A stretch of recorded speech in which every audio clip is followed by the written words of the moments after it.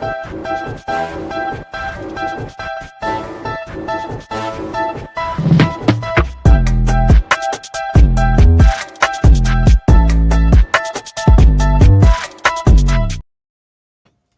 everybody. I'm Candid Frank, and this is NLL Lacrosse Talk. We have a very special guest today, Steve Dietrich, and of course, Gary Groob, co-host, along with myself, Frank Stanisci.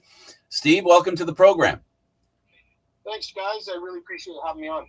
Well, it's our pleasure. It really is. It's our pleasure. First of all, Steve, tell us how you started in lacrosse. You know, I think I started, I want to say second year novice, so I don't know if that would be U9 now. I started second year novice. My uncle was playing junior here locally. Started to go watch him play. Got the itch. I was a big time T-ball player, I guess you could say at the point.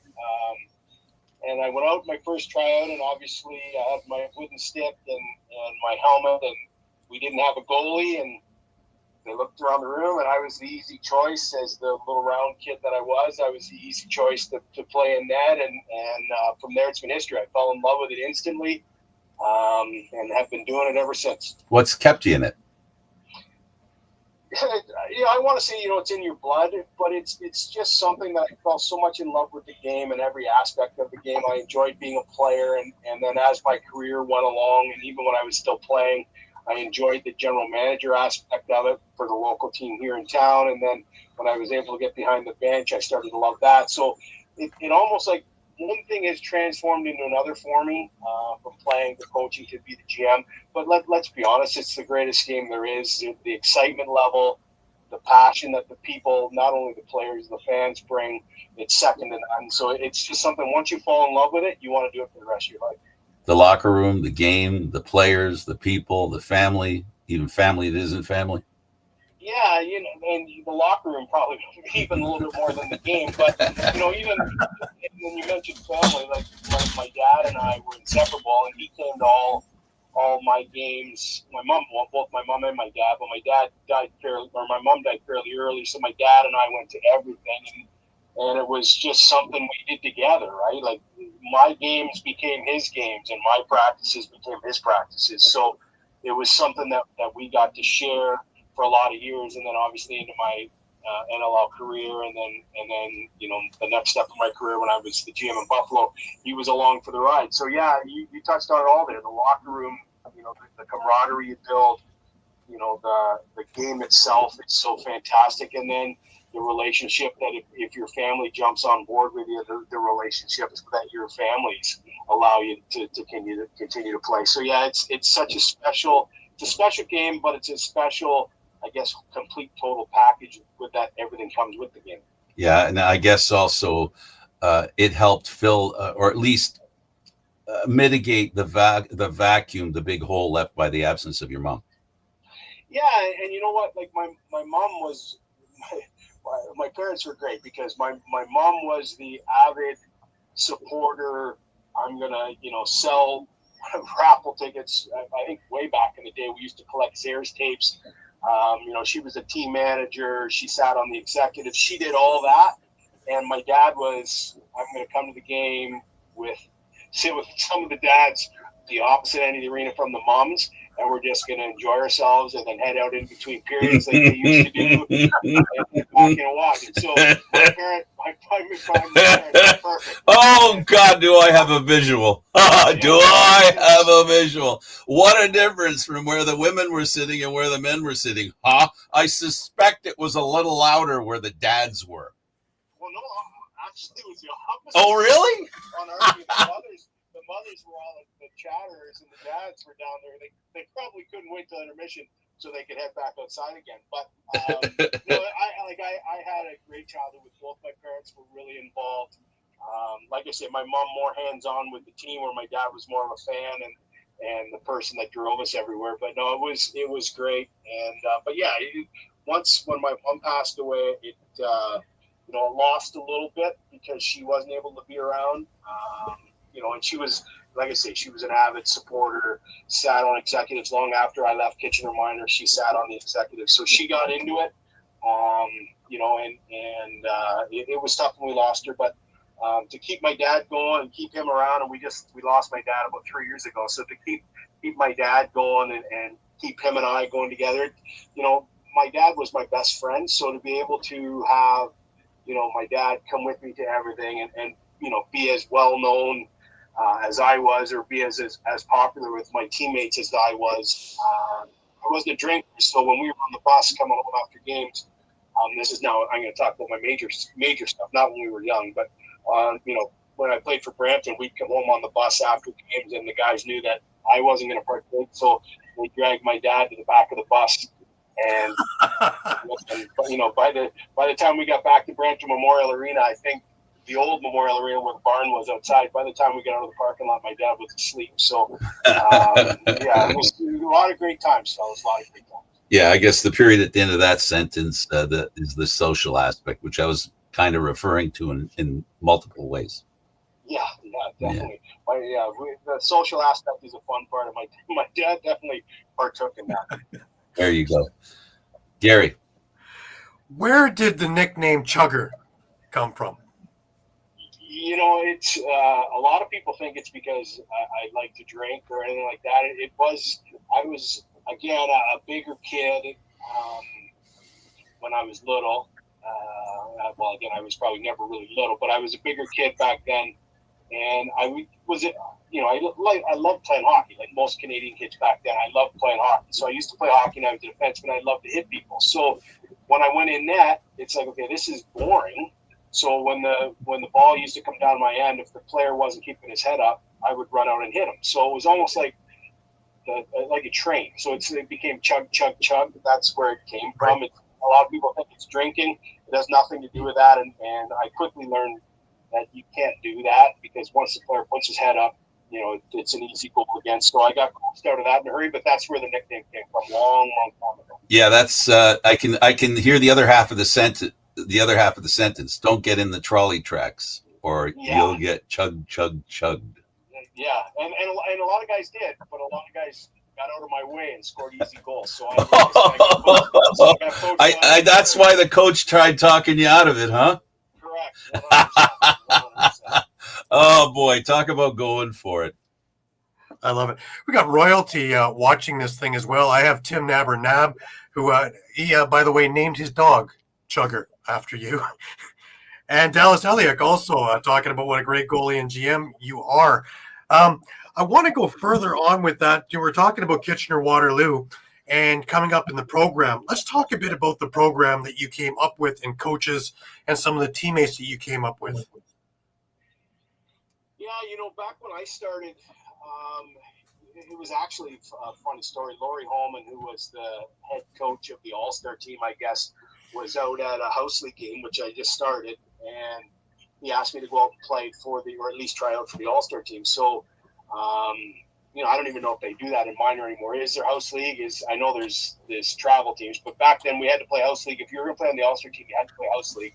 So I was on a house league team, and he asked me to come out, and then I ended up making that team. And you know, then the following year, because I was a year older than Laurie's son Corey. So the following year, I played for just a couple dads, and then again the following year was Laurie again. But what things really changed for us is when a gentleman by the name of Ian McGough took over. He was a local player here that had just retired, and him and Butch Shantz decided to come back into the minor program.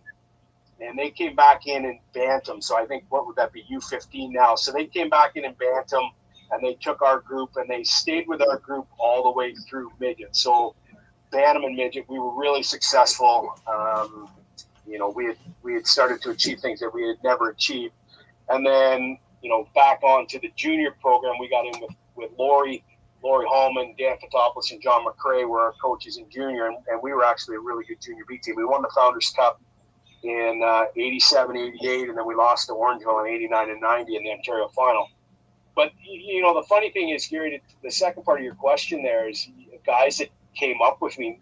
None of the guys that came up with me really in Kitchener ever took it to the next level. Like, you know, when I graduated, junior would have been right around 90. My last year, I think, was 91.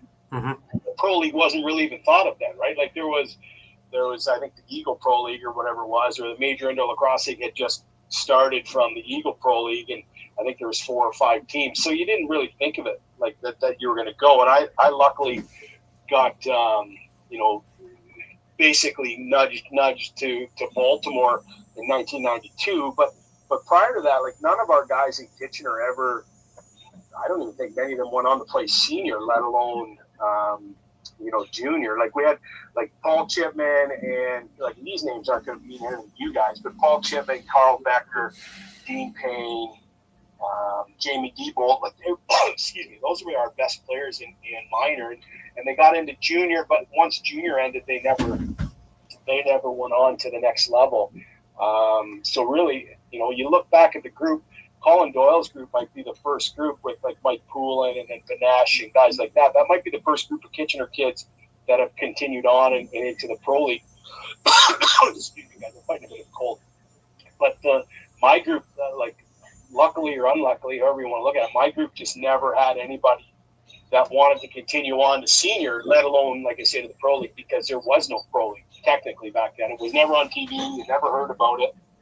There was nothing. And only when I went to my last year of junior, I went to Orangeville, and Shane Sanderson had a connection with a gentleman in Baltimore.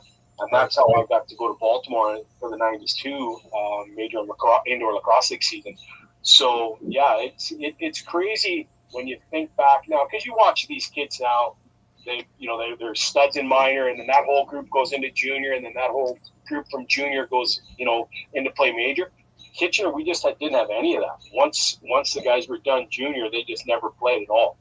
Wow. What were the other options? So what did that mean to a guy who gets to that age? Back then, they just stopped playing. Like, we didn't have a senior team in Kitchener back then. So in 91, I think, is when they went A and Orangeville went A. So our group that was so dominant in junior B, let's call it up to 1990, a lot of those guys that graduated, like Paul Chipman was one of the best junior B players there was. And back then, I put up our junior B team up against a lot of junior A teams, and I think we could have been very competitive. Right. But a lot of those guys just started to divert to school, and just like this Paul Chipman, I think, is a professor at Duke University now. So there was nowhere to go. Like, nobody wanted to travel. Fergus was our closest team. So unless you really, really, really wanted to continue to play, there was lots of excuses not to play, if you know what I mean. Yeah. You had to try to continue to play. Colleges were an option then, weren't they? Well, back then there was no KUFLA, I don't believe. Oh, okay. And I don't think there was as many Canadian guys heading to the U.S. as there obviously is now. But yeah, like, again, most of our guys went to like University of Waterloo or went to Wilfrid Laurier, and then you just were done playing. Like, nobody even tried to go to Fergus or anything like that. So it was kind of crazy that I might be the only guy from Kitchener guy. We had Bobby Watson, Driscoll. Like, we had some guys that came over from Guelph in junior, and then they continued on. But the local Kitchener guys, nobody ever went anywhere after junior. Wow, that's too bad. Right. Now, you talked about going into Baltimore for the MILL. A question I love asking is, was your first training camp what you thought it might be? I thought this comes from a guy that, you practiced in Canada for an hour and a half, and then you took some shots and you went home. My first session on the floor, I think we had gone 3 hours, and these guys were running as fast in the first 2 minutes as they were at the end. And I was like, oh my God, what have I got myself into? Because these guys are just amazing athletes. Yeah. But it was incredibly eye-opening for me. Like, I was a 21-year-old kid that really had never left, his mother's apron. And then now all of a sudden I'm living in Baltimore, Maryland, really on my own. So there was many a night I wanted to call my mom and tell her to get me the heck out of here and get me home. But yeah, no, it was amazing lacrosse, and I still remember the conversation I had with a couple of the guys on the team, because that was the first year Buffalo started, and that 92 team, like, they had Derek Keenan and John Tavares and Darius Kilgore and Kevin Alexander and Jim Veltman and Troy.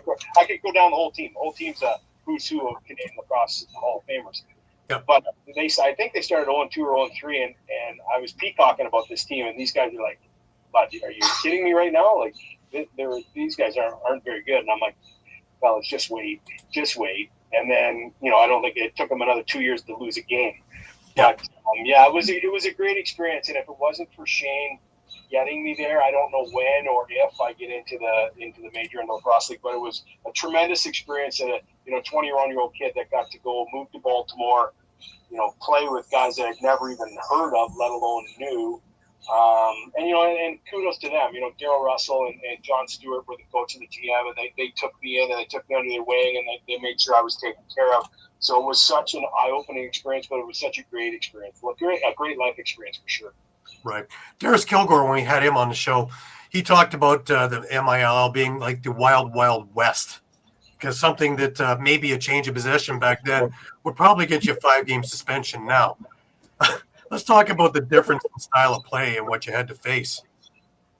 Yeah. Well, it was probably easy for the goalie, because the goalie, you were basically safe at the crease, just like you are now. But yeah, it's back then, man. Like some of the stuff that those guys were doing, like they're high sticking and swinging their sticks, and you don't even know if, getting railroaded from behind into the boards, and it's almost like you don't even know if that's going to be a possession call. Where now it's going to be a match penalty. So. Yeah. I liken it a little bit like the guys, Chris Ritz and Russ Klein, that owned it.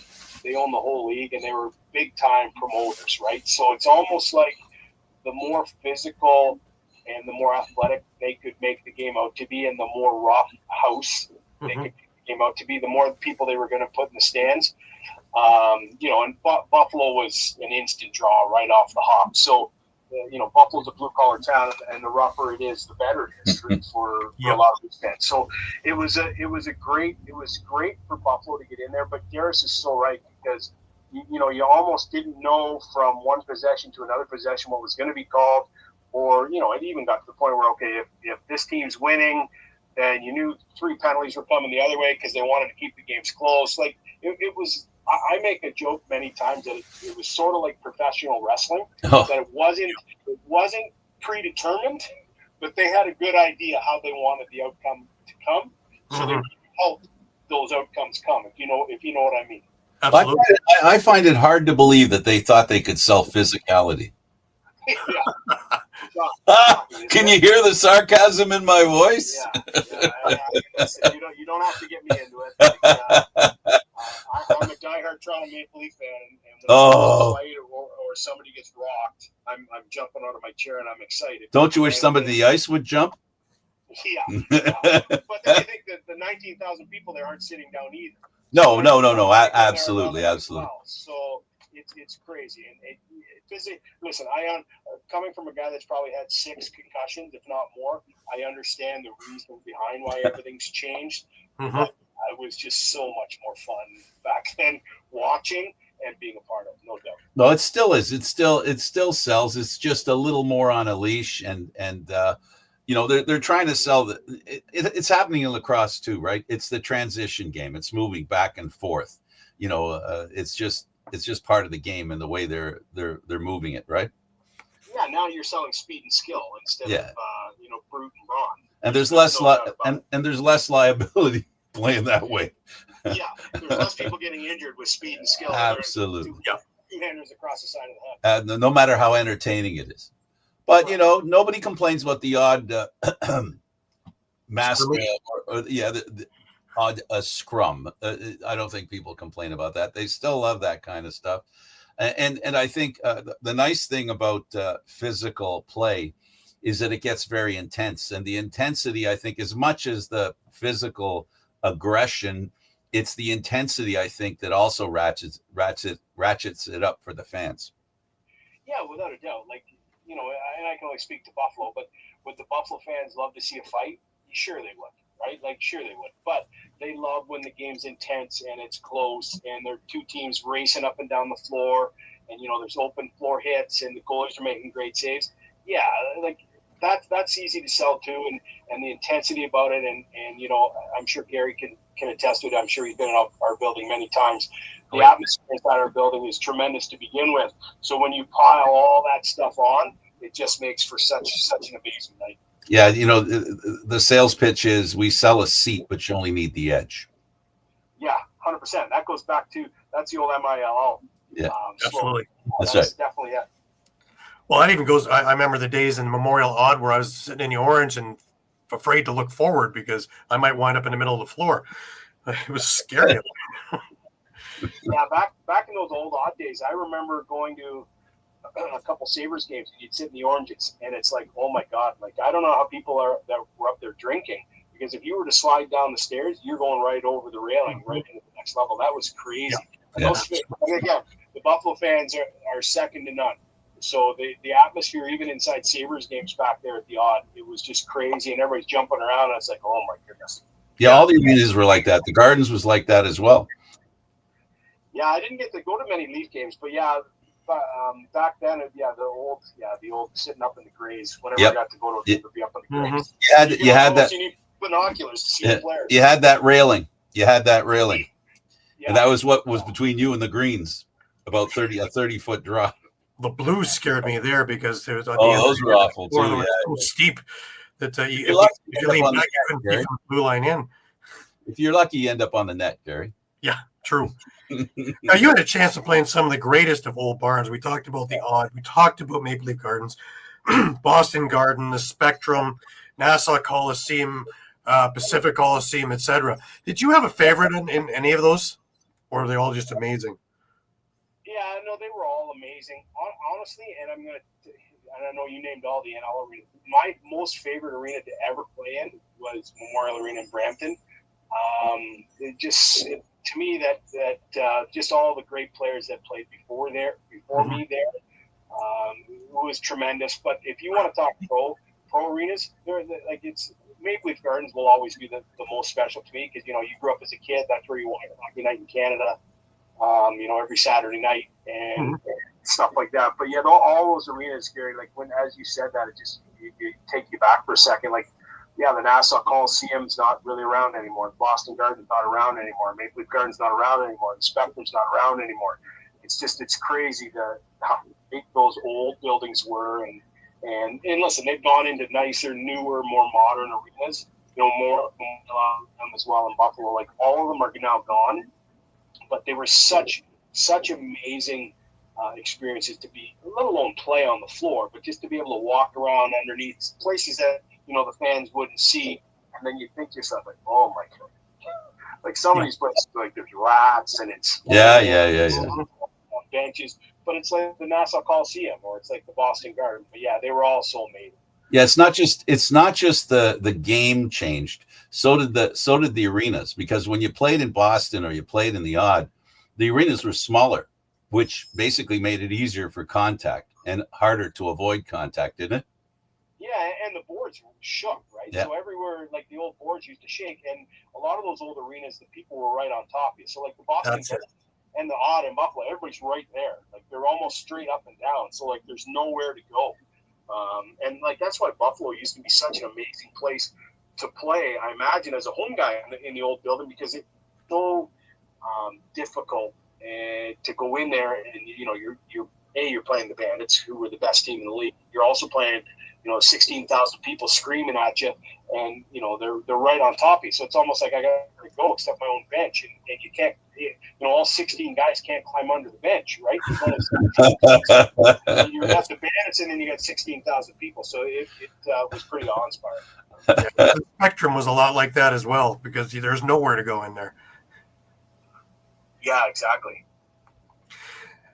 Now, talking about Banditland, two perspectives really, as a player and now as a GM. Talk about just the absolute ambiance, because 19,000 people.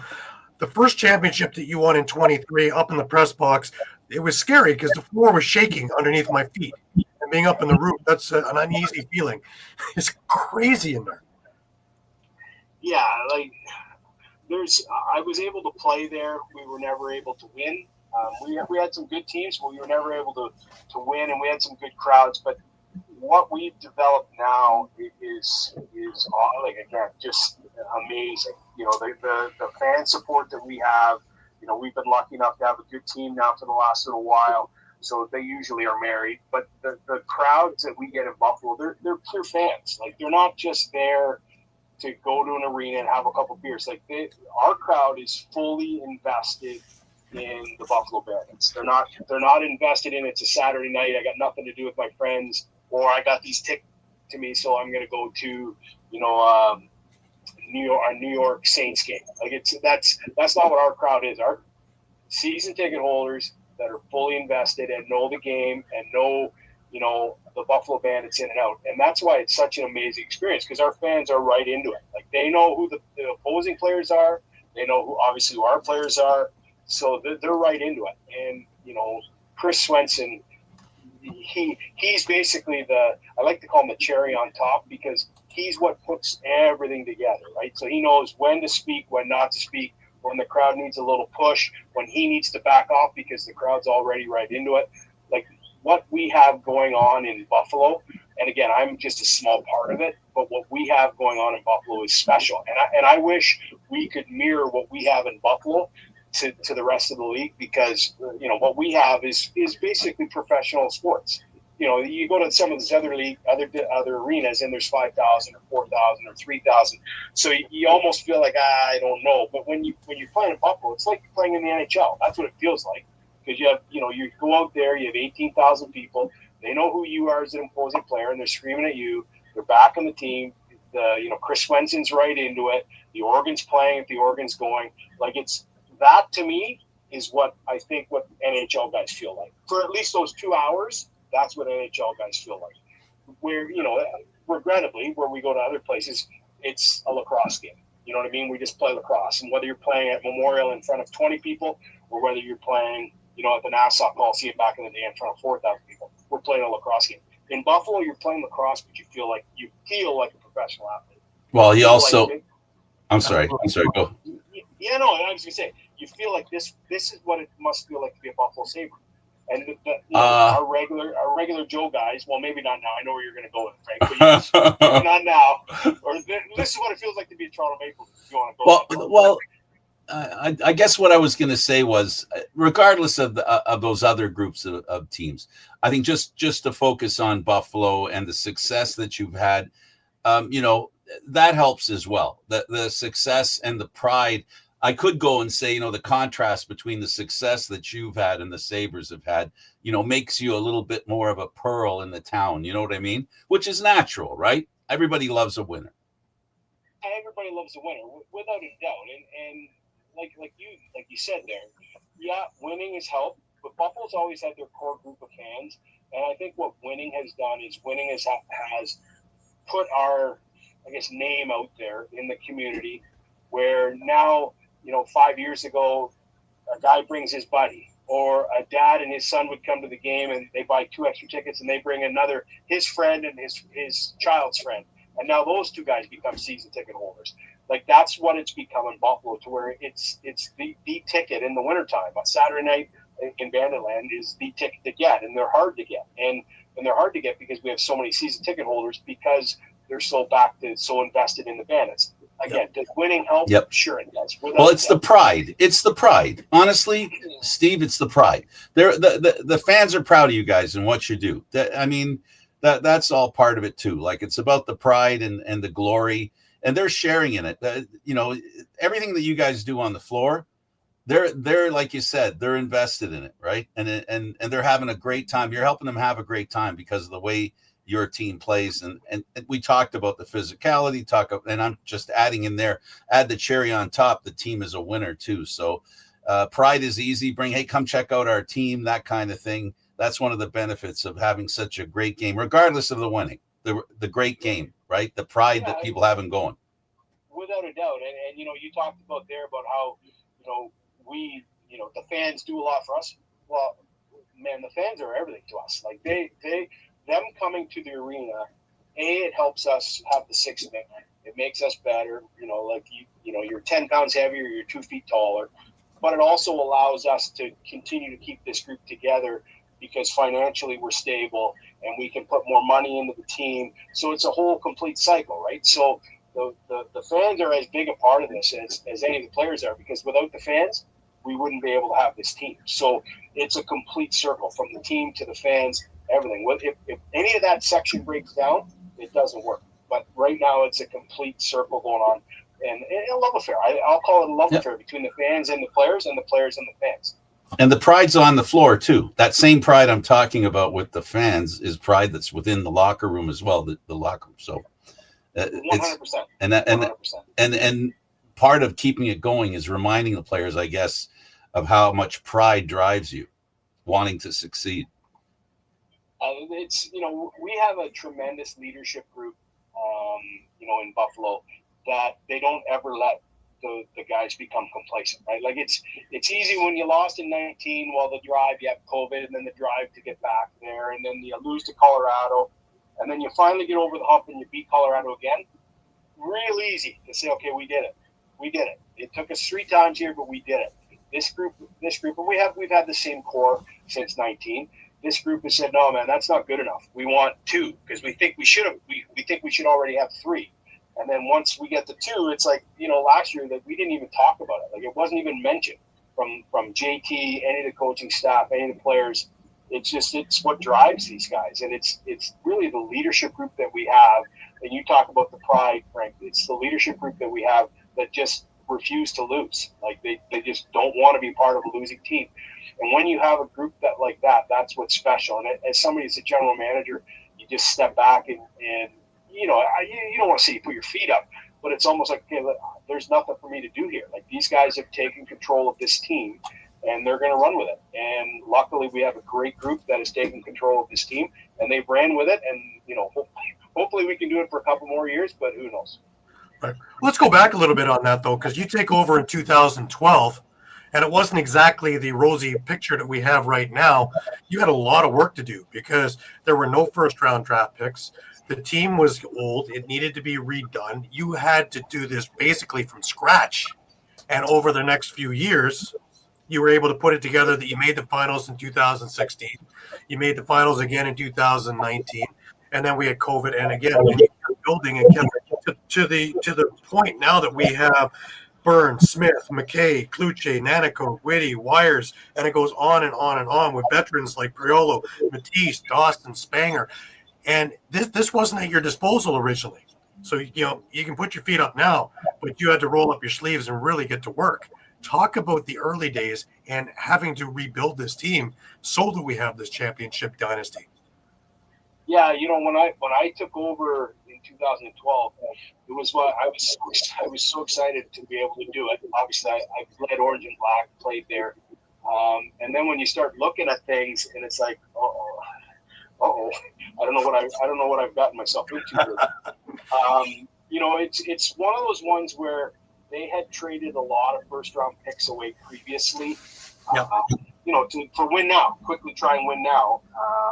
So it wasn't stuff that was going to help them moving forward. So when we took over, it was like, okay, we have old guys, and we have the guys we're going to bring in, the young guys. We almost didn't have that group of, let's call it 24 to 28-year-olds, because for the prior 4 or 5 years, there was no first-round pick. So we didn't have anything in the middle.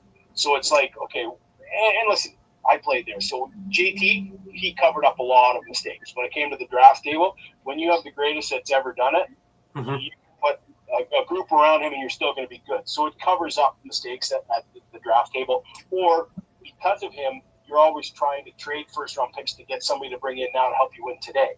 So I understood what they had been doing, completely understood. It's just now there's no middle. And a good team's always going to have some in the middle, some at the top, some in the middle, some at the end. So that when the older guys retire, the middle guys become the older guys, and it's just a cycle, sort of like junior hockey. A pipeline. It's going to just keep going through. And the Bandits didn't have that. So it took us a couple years. We were lucky. Our first draft choice, was Dane Smith.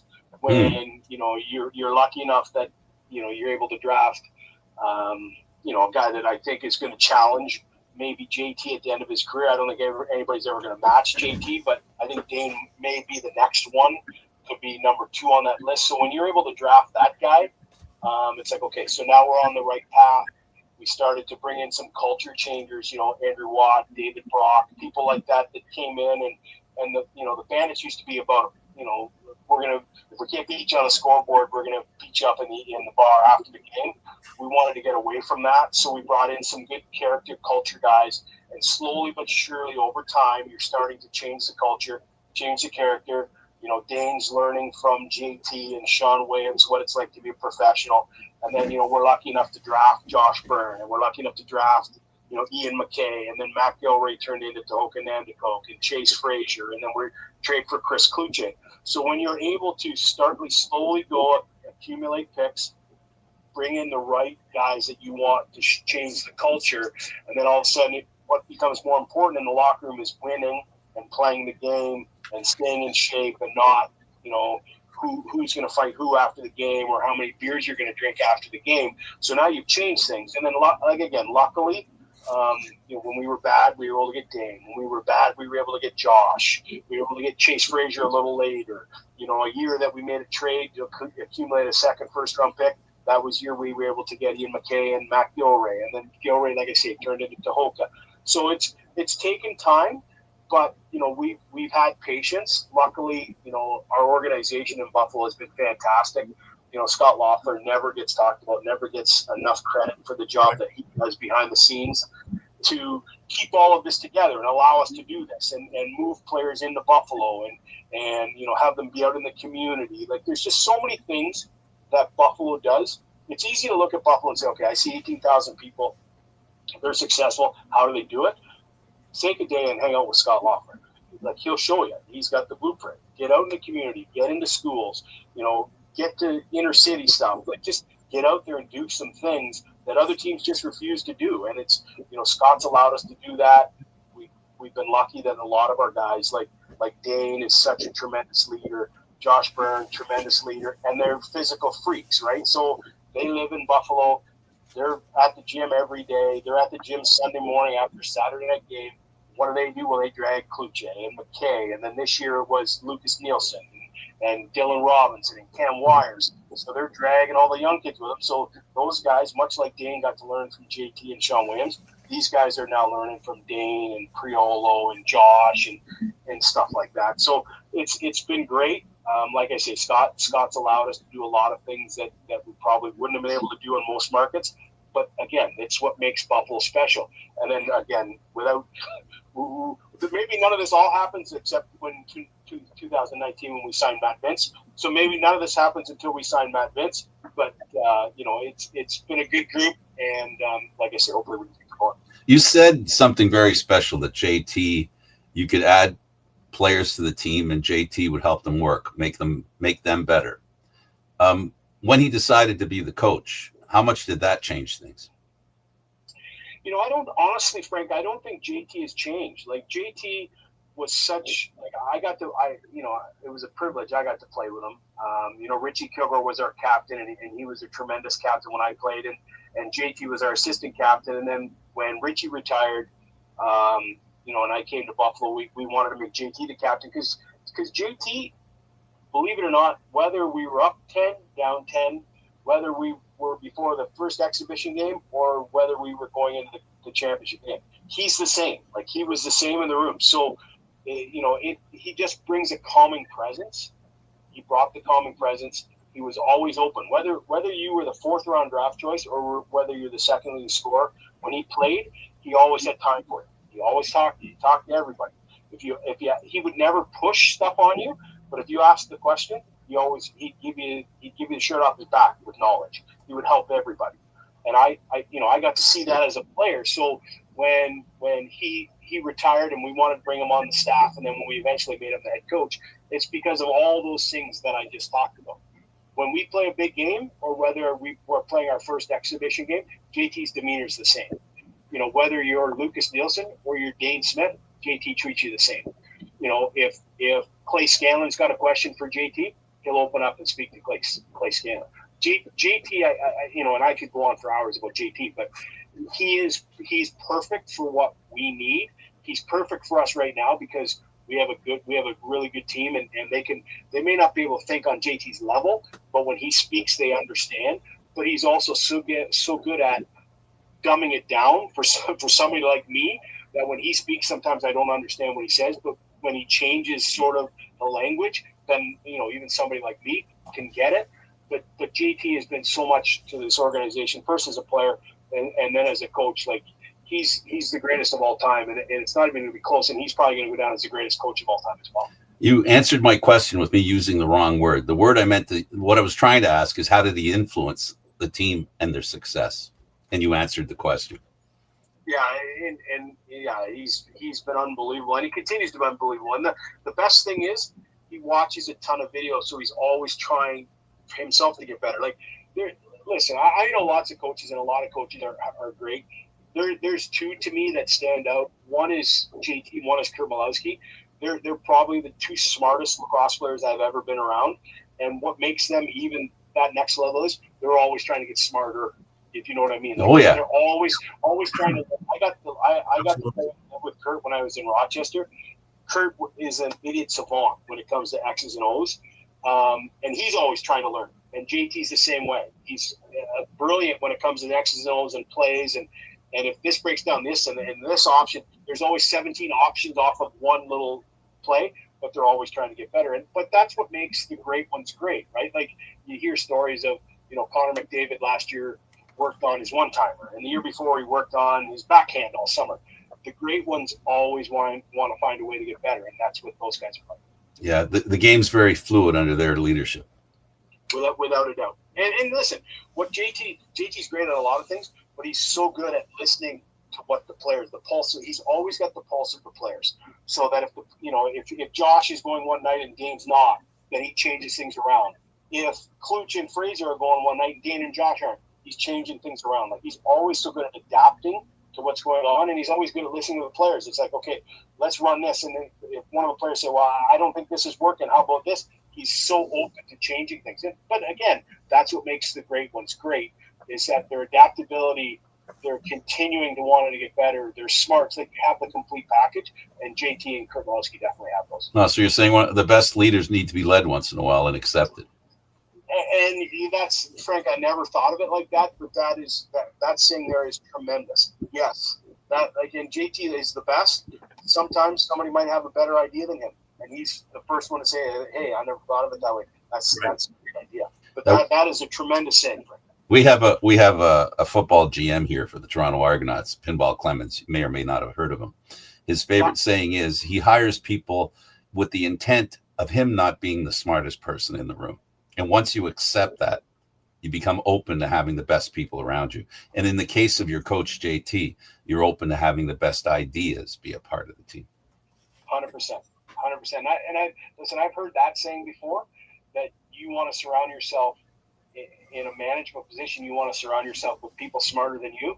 And it could not be more true in Buffalo. Like, from Eric Vance to Anthony Cosmo to Dan Teat to Rob Buchan to JT, we have so many smart people around that help me do my job, and some of them help JT do his job. So it's like that's another reason why Buffalo is so successful, is that there's just so many smart people on the floor and behind the scenes, and we all work together. And don't forget, they all care one heck of a lot.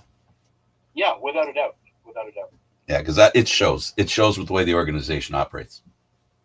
Yeah, and again, like I say, none of this happens if we don't have full buy-in from Scott Lawford, Dave's the guy above us, who are basically just like us, right? Like they just want the team to be successful. They just want it to be a family atmosphere when you come around the team. They just want the guys to have fun and want to be here. And then everything that they do translates into successful. Well, Gary always talks about how great an experience it is in Buffalo. Absolutely. Absolutely. Yeah, Gary, I know you've come to a lot of games there, and I'm biased, obviously, but it's not close. Like it's really not. Like, it's the total package is what it is. Absolutely, the total package in there from Swenny all the way down, and including some great lacrosse too, and some great teams. I also want to talk about, because we haven't really given him the wherewithal he needs, is Matt Vince, and you being a decorated goalie and having a guy like Matt Vince there backing up all of this talent. Talk about how important it is having him there as well. Well, yeah, and Gary, I alluded to him a couple minutes ago that all this praise and everything we're trying to heap on this team, maybe none of it come to fruition unless in 2019 we signed Matt Vince. So yeah, it's all great. it's all great to. I look at it like, yeah, we have a fantastic baked potato, and we have some great corn on the cob. We have some great beans. Great. That's not a great meal unless you have the steak. And in 2019, we got the steak. You know, and he's. I've said many times prior to Matt coming in Buffalo.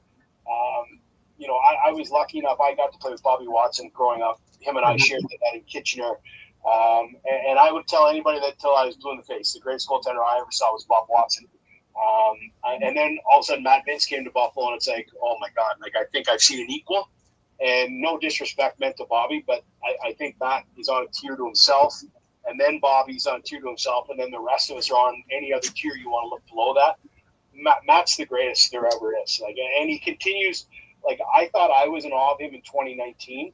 Like, he continues to put me in awe of how he plays, and he just continues to get better as he ages. And the bigger the game, like, I always thought the special part about Bobby is, you know, he'd give up some bad goals, or, you know, the seventh game of the regular season, you know, he might give up 17. But if the game meant a lot, or if it was for a championship, or was for, you know, a series clinching, you're not going to be able to throw a golf ball by him. Well, Matt Vince is exactly like that. And whether he's 37, 42, 45, the bigger the game, the better Matt Vince plays. And, you know, we can throw 3 championships at his feet, no doubt. I don't think, you know, as good as we are as a group, we don't do it without him in net. You know, I'm hoping that he's got another 2 or 3 years left in him. I don't want to only say 1. I'd love to see 2 or 3. Yes. Because he's by far the best. Like, he's, for as much as you can say he's the backbone, he's this guy that stirs the drink, he's everything to this team, right? Like, from, you know, we talk about physical fitness, like, the guy could lift a car if he wanted to. Like, he's amazing. But he's also a tremendous leader in the locker room. The guys love him. You know, he's a great family man. Like, Matt's the complete package. And none of this happens without him. We were lucky enough to get him, and hopefully we can convince him to stay for a little while longer, because this train will just keep on going if you know, if the guy driving the bus is the greatest goaltender of all time. You know, there's also another thing that I'd like to point out as well, a thing that I believe in sports. As great as Matt Vince is, and I'm not trying to bring down his value, but one of the biggest qualities that really great players have, especially champions, they know where championships can be won. Yeah, that's why the old saying, Frank, is you show me a guy with a ring, and I'm going to show you guys probably got more than one, right? Like, it's not a lot of people only have one, and it's because winners know how to win, and they basically gravitate to other winners. So that's why when you start to get a great team together and you start to win championships, that group wants to stay together, and you normally win more than one. Oh, so good. Yeah, that's a great saying that you have there, but it's so true. But we don't want to say that any of this is going to happen without Matt. Because Matt's been no, that's not what I'm saying either. Anyway, no, because I know exactly what you're saying. But you're right. Winners gravitate to winners, without a doubt. Yeah, they like that kind of company, and it's all about trust, right? And that's one of the biggest things your team has. I don't think there's a gap in trust between any of the players on your team, and I think that's an important driver to your success. Yeah, without a doubt. But, you know, a lot of that gets back to the leadership group, right? Like Dane Smith and Steve Priolo and Josh Byrne and Kyle Buchanan. Like, there's just so much trust with those guys in the organization. And then, you know, conversely, there's so much trust with those guys and the players and the younger players and those guys that there's no, like you say, there's no gaps. There's no gaps at all. Like, it's a finely tuned run machine. And a lot of it's because of the guys in the locker room. Because, like, you guys have been around sports so many times. Absolutely. If you don't have a great locker room, I don't care how much talent you have. But there's one caveat to that, though. It can't end in the locker room. It's got to go out to the floor. There are a lot of players that are real talkative and bull driven in the locker room. It's what they do on the floor too that matters. Oh yeah, you need the talent. Yeah. Like, you can't be the best group of guys in the world and go out and think you're going to beat an all-star team. You need the talent, but you also need talent that trusts and believes and loves each other. Because if you don't have that, I'll take a team that with a bunch of 8s that will go to war with each other and bleed for each other over a bunch of 9s that really don't even want to talk to each other. That's exactly. So you definitely need the talent, but you need all the other things that come with it for sure. Absolutely. And you have one that's coming up the pipe too. He's actually vying for a Minto Cup starting tonight, and goalie Evan Constantopoulos, and he's going to be great once he comes up into the Bandits organization. Yeah, Big Ev is somebody that I saw a couple years ago when I helped out Jamie Dowd with the Oakville Rock, and I think Rosie was missing a couple games, so Evan came up, and I was like, holy mother of God, this guy's big. And then I'd watch him in warm-up, and I was like, yeah, I think there's something there. And then, he ended up declaring early, so we took a chance on him. And I will tell you, Evan's a hard worker. He's a student of the game. He drives down to Buffalo and takes shots. With Dane and Josh and those guys when they need a target to fire the ball at during the week. I know he watches a lot of video. He asks Matt and Steve Orleman all kinds of questions. So he's a guy that wants to get better. He's had a tremendous season in Orangeville. I'm glad he got to go to Orangeville. I ended my career in Orangeville. Anybody that's never had the opportunity to play for the Northmen, you've missed out on something because, talk about a small community that gets behind that gets behind their team and the tradition there. And when I can only talk about when I played. But when I played, you have Bob McMahon, Terry Sanderson, Phil Sanderson, Lindsey Sanderson, John Chandler. Everybody's standing in the crowd watching you play. All the ex-great Northmen. So you want to be, you want to give it all you got because you have the legends watching you. And they do the same thing now with all the ex-players that go back there and watch. So it's a great environment that Evan got to be around. He's getting a chance to be successful. I hope I'm wrong, but I think they might be up against it against Coquitlam. I'm going to cheer hard for, horns up. I'm going to cheer real hard, but it's been a great goal for Evan here, and he's only learning, right? The big thing for me this year is I want him to play in some big playoff games because I don't think he'd ever had that. Play in some playoff games, get that experience, get the experience where you have to be the guy, and you might have to be a difference maker, in games 5, 6, and 7, or 4, 5, and 6, or whatever. Right. That stuff's invaluable, and he's had that opportunity in Orangeville, and I think I might be in the minority, but I think he's going to be real good. I'll tell you one thing, Gary. You can't teach 6'6" and 250. That's one thing you can't teach. I mean, I can teach the 250 part. I have no problem. I could just never teach the 6'6" part, and he's got both. Yeah, I remember him walking by me in the draft, and it was holy Jesus. He was almost a foot taller than me. It's just incredible. Yeah, he's a large lad. But much like Paul Dawson, if you hear him speak, you're like, okay, that can't be coming out of that big guy. Like, he is so soft spoken and so polite. Like, he's been raised so well by his family. Like, you look at him and then you listen to him talk, and it's like, okay, that does 6'6", 250 doesn't equate to what I just heard come out of that. Absolutely. Just before we wrap up, I want to talk a bit about the Olympics upcoming and your thoughts on that and your thoughts on sixes. Is it tremendous that lacrosse is in the Olympics? 100%. 100%. I love that lacrosse is finally like some of the sports that they put in there. I'm glad they finally put lacrosse in. And sixes is exciting, and it's tremendous to watch. It's almost like, I say it's sort of like a version of box lacrosse because there's not a lot of downtime. It's up and down, up and down, up and down. I'm a lacrosse purist, box lacrosse purist. I would love to see box lacrosse in the Olympics. Right. But yeah, I'm stoked that lacrosse itself is in the Olympics. That it's sixes, so it's going to show the excitement of the game.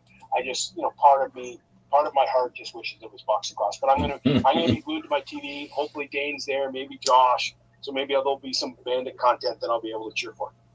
Absolutely. Now, also, you got 280 more countries watching. Is this where we finally get off of floor 3 or 4 and up to the penthouse we go, and the sky's the limit then, right? I certainly hope so. Like Gary, I know you watch some of the broadcasts that the Minto's been doing and JVI does and stuff like that, and you hear them say, somebody's watching from England or somebody's watching from Scotland or, well, obviously not Korea because of that. But there's interest out there, right? There's interest out there. We need a platform to get our product out there. The Olympics is the biggest platform there is when it comes to sports. So I'm excited that a lot of people that have never seen lacrosse are going to see that. And then you never know. There might be a guy in Africa that says, I want to learn more about lacrosse, and then he starts to learn about box lacrosse, and then he becomes a box lacrosse fan, or he becomes a PLL fan. Whatever he becomes a fan. So I'm that was a great point by you, that it's going to be in front of people that have probably never heard of the sport, have never seen the sport, and are going to get to realize how exciting the sport and the sport actually is. And the same thing that we've heard over and over again from some of the players that picked up a stick. They were walking by, saw the game, and said, we have numerous players that have talked about this. They're walking by and they see the game. Hey, that's really interesting. I'd like to try that. How can I join? And that's how they end up picking up a stick and starting a lifetime in lacrosse. Yeah, but like I say, I only started playing because my uncle was playing, so I decided to go and watch. Like, yeah, there's some guys that'll play because they ask their guys in the winter, their buddies in the wintertime playing hockey, what do you do in the summer? I play baseball. I play lacrosse. What's that? And then you start to play. Yeah, this is a sport, and we've all said it for decades. Once you watch it or once you play it, you're hooked on it. And we just got to get more people hooked on it, which means we need more people to watch it. And once more people watch it, the sport can definitely take off. Because it's, again, and I'm biased, but I'm an avid sports fan. I love watching baseball. I love watching football. I love watching hockey. I love watching basketball. But there's nothing like watching a lacrosse game. It's an hour and 45 minutes, up and down the floor, constant excitement, physicality, skill, athleticism, everything you would want in a 2-hour package. Lacrosse is. We just need more people to watch it. You left out the aggression. Come on. Sure. Jeez, holy mackerel. It's got everything. Even guys like our age, Frank. Guys like us. Oh, not my age. Physicality. Not my age. The younger generation's got the skill and the speed, so it's got a bit of everything. Well, when I used to do play-by-play of Toronto Beaches lacrosse, Paul decided to use me as a target. I'm on a platform doing play-by-play of Junior Beaches lacrosse, Junior B Beaches lacrosse, and some of the players would throw balls at me, and it was a challenge to avoid getting hit for me. That was nice. Those guys. I used to think it was by accident, but he admitted on the show here. We have him on 30 years later, and he says, "Nah, I did it on purpose." Hopefully they bought you pop or something. Well, we'll see. We'll see. There you go. Steve, I really want to thank you for taking the time, because I know it's a busy time because you got the draft in a week. You've got, you've got free agency in a week. You got the draft in a couple of weeks. So it's a busy time around Banditland and everywhere else in the NLL. So thank you so much for taking the time to talk with us. Guys, people like you two, get lacrosse out in the mainstream. I watch, I listen. It's an honor for me to be here, and I thank you very much for including me, because you've had some tremendous guests on. But I just want to thank you two guys for always keeping lacrosse out there, talking to some of the legends of the game, letting them tell their story. That I learned things about Derek Keenan that I didn't know. So it's amazing that you guys are willing to do this. I know there's not a lot of big bucks going on behind it. So I just want to thank you guys for having me on, and thank you for continuing on and letting people like me learn things about the game or about people that we didn't know. Well, I'm proud to be part of it. 40 years of being involved with lacrosse. So it's been a little while. It's been a minute, a little more than 40 years. So yeah, I loved it from the first time I saw it. Even when they were throwing balls at me, it was always fun being a part of it. Yeah, there you go. Thanks, guys. I appreciate it. Have a great rest of your day. We'll have to have you on again so we can talk about the transition from concrete to turf and all that kind of stuff too, how that changed. We'll let you go. Anytime, fellas. Thank you. All right. Thanks a lot. That's Steve Dietrich, general manager of the Buffalo Bandits, a team I can't even say on the rise, Gary, a team that's been at the top for a long time now, and it seems to continue, and it's trending in that direction. It seems we don't know when it'll end, depending on some of the players they have there, just the fantastic athletes they have on their team, the fantastic lacrosse players, the great game that they produce, and it drags you to Buffalo more often than not. Absolutely. Absolutely. It's just a tremendous experience overall. Absolutely. So for Gary Groob, Steve Dietrich, I'm Candid Frank. Thanks for watching, everybody. We'll see you next time. And NLL Lacrosse Talk, Thursdays, 4 p.m. Thanks for watching.